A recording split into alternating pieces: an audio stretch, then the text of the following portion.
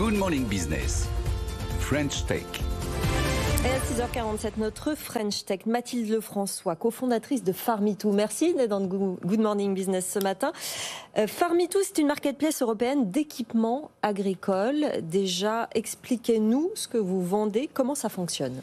Oui, bien sûr. Bonjour. Farmitou, effectivement, c'est un site européen qui est destiné aux agriculteurs pour leur achat de petits et moyens équipements agricoles où ils sont livrés directement dans leur exploitation. En fait, aujourd'hui, les agriculteurs sont assez habitués en fait, à aller chez des distributeurs ou chez des concessionnaires. Ouais. Mais l'aller-retour leur prend souvent du temps. Les prix sont assez opaques et beaucoup à la tête du client. Et il y a une offre qui est quand même assez limitée chez des distributeurs. Et donc, le pari de Farmitou, c'était de créer un site où le modèle, on est en direct des fabricants d'équipements agricoles. Ouais. Donc, effectivement, c'est eux qui ont le stock et qui livrent directement chez l'agriculteur. Et donc, ça permet d'avoir un circuit un petit peu raccourci où on arrive à l'agriculteur à un très bon prix. C'est une sorte d'Oscaro de l'agriculteur. Je vois que le panier moyen, c'est pas mal. C'est quand même 10 000 euros en général, c'est ça, en moyenne? Alors, le panier moyen est plutôt de 400 euros parce qu'on vend j'ai vu 10 000 en moyenne quelque part. Équipements agricoles, mais effectivement, les agriculteurs ont en moyenne 10 000 euros annuels de dépenses pour leur équipement. Donc, c'est des équipements qui sont chers. C'est des vrais professionnels, des entrepreneurs et chefs d'entreprise et ils ont besoin qu'on les accompagne sur leur équipement. Mais c'est vrai qu'on n'a pas l'impression au départ, quand on y pense comme ça, que l'agriculteur est très digitalisé, mais peut-être qu'on se trompe. Ça a beaucoup augmenté ce recours ces derniers mois peut-être? Oui, totalement. Ces derniers mois, mais aussi depuis plusieurs années, l'agriculteur est assez habitué à regarder l'actualité, bien sûr, les petites annonces, et de plus en plus acheter son équipement parce que effectivement chez les concessionnaires, il se rend compte que il peut regarder sur Internet quel est le vrai prix, il peut être livré le lendemain, et il y a une offre qui est quand même très importante sur le site et Internet. Donc de plus en plus, et avec le confinement, bien sûr, il prend l'habitude d'acheter son matériel en ligne. On comprend très bien que ce soit un secteur qui, effectivement, lui aussi a droit à sa numérisation et sa digitalisation, notamment pour les achats. Hein. Donc pour l'instant, vous vendez du petit matériel, des pièces attachées, pas encore des tracteurs ou des gros engins? Alors, pas encore des tracteurs et des gros engins. Qui sait, plus tard, peut-être sur la partie occasion, mais effectivement, pour l'instant, on est vraiment sur du matériel sur plusieurs verticales pour des céréaliers, des éleveurs, des viticulteurs, des maraîchers. Ils peuvent trouver tout ce dont ils ont besoin pour leur exploitation. Comment se passe le marché en Europe? Vous êtes déjà sur 5 pays, je crois, France, Belgique, Allemagne, Autriche, Italie. Vous en ouvrez 2 autres, l'Espagne et les Pays-Bas.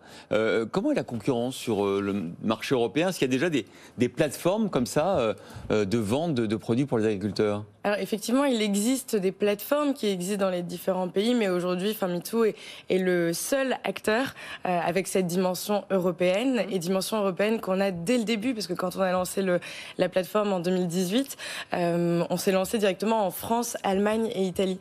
Et effectivement, ça permet d'avoir une offre qui est plus complète avec des fabricants qui viennent de ces différents pays, et du coup pour des agriculteurs d'avoir accès à des produits auxquels ils n'avaient pas eu accès depuis le départ. C'est intéressant ce que vous dites parce que vous nous disiez tout à l'heure que vous n'êtes pas issu de l'agriculture. Comment vous avez eu cette idée de fournir et de digitaliser une profession entière?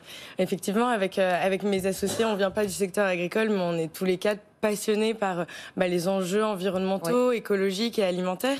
Effectivement, aujourd'hui, l'agriculteur, on lui demande beaucoup. Il est souvent en marge de la société. Il a du mal à joindre les deux bouts. Et on était tous les quatre très intéressés par l'impact qu'on pouvait avoir dans ce secteur-là, en leur faisant gagner du temps, en étant livrés directement chez eux.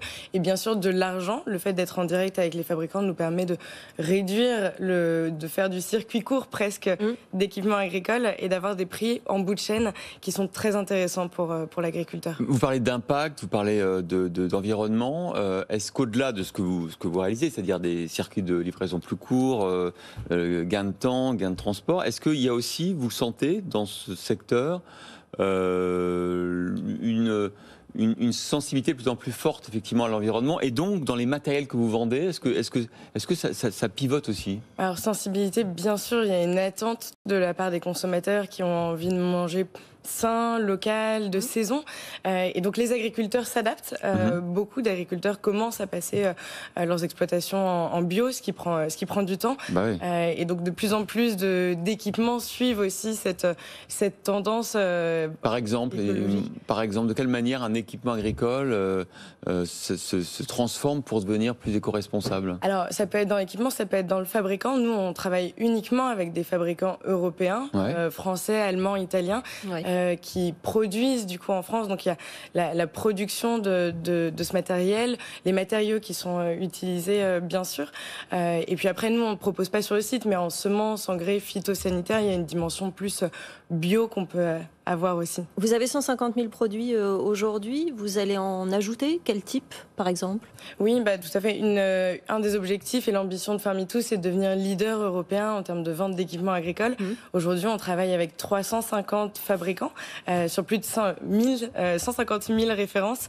Et en pièces détachées, il y a un montant, une autoroute de références qui peuvent être ajoutées. Il existe des centaines de milliers de pièces détachées. Et donc, c'est une des ambitions de travailler avec plus de fabricants en Europe et d'agrandir aussi notre catalogue produit. Encore une question sur le marché américain. On regarde toujours là-bas pour voir parce qu'ils sont souvent en avance. Est-ce que ça marché aussi qui s'est beaucoup digitalisé, le marché agricole? Et est-ce que vous êtes inspiré, par exemple, de concurrents américains? Alors, c'est des tailles d'exploitation qui n'ont rien à voir. En France, c'est plutôt 60 hectares pour une exploitation moyenne. Aux États-Unis, on est sur des tailles beaucoup plus grandes.